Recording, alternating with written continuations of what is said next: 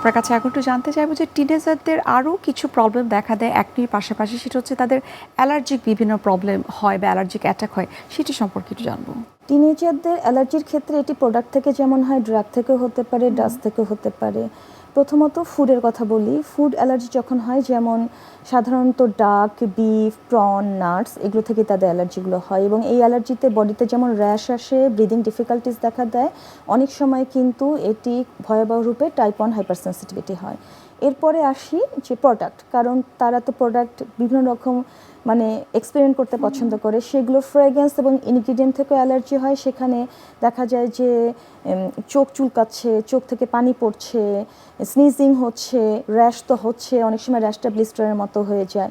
আরেকটা, এখন যেহেতু উইন্টার, সেখান থেকে ফেব্রিক অ্যালার্জি হয়, সাধারণত উল অ্যালার্জি, এবং অনেক সময় ফেব্রিকের ডাই থেকেও তাদের অ্যালার্জি হতে পারে। সেক্ষেত্রে আমি বলবো যে এই ধরনের উলেন কাপড়টাকে অ্যাভয়েড করা, আর যদি কোনো ওয়ার্ম ক্লথ পরে তার নিচের জন্য একটা কটন লাইনিং এবং একটু লুজ, খুব টাইট ফিটিং ড্রেস যেন না পরে।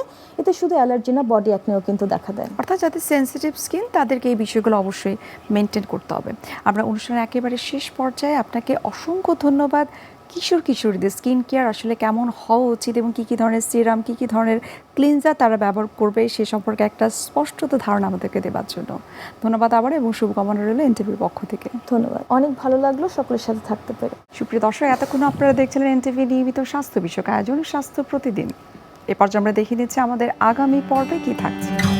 আমরা আর্থ্রাইটিস যেটাকে বলি, যেটা শীতের সময় বা ঠান্ডা ওয়েদারে বেড়ে যায়, হ্যাঁ, এটার পিছনে বেশ কিছু কারণ রয়েছে। দেখা গেছে যে আমাদের এই সময়টায় ব্লাড সার্কুলেশন কম হয়, ব্লাড একটু ক্লট হয়ে যায়। এছাড়া আমাদের শীতের সময় কিন্তু অ্যাক্টিভিটিস কমে যায়। আমরা মনে করি যে একটু ঠান্ডা ওয়েদার, বাইরে যাব না, সো আমরা দেখা যায় যে কম্বল বা ইয়ের মধ্যে থাকার চেষ্টা করি, যার কারণে জয়েন্টের ভিতরে নিউট্রিশনটা কম পৌঁছে, যার কারণে এই ধরনের সমস্যাগুলো একটু শীতে বেড়ে যায়।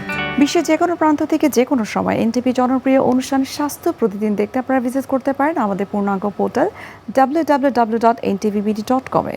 এছাড়াও এনটিভির বিভিন্ন ধরনের জনপ্রিয় অনুষ্ঠান এবং নিউজ আপডেট পেতে আপনারা ভিজিট করতে পারেন আমাদের ইউটিউব চ্যানেল এবং ভেরিফাইড ফেসবুক পেজে। সুপ্রিয় দর্শক, আজ এখানে শেষ করতে হচ্ছে। দেখা হবে আবারও আপনাদের সঙ্গে। সে পর্যন্ত আপনারা সবাই ভালো থাকুন, সুস্থ থাকুন। আল্লাহ হাফেজ।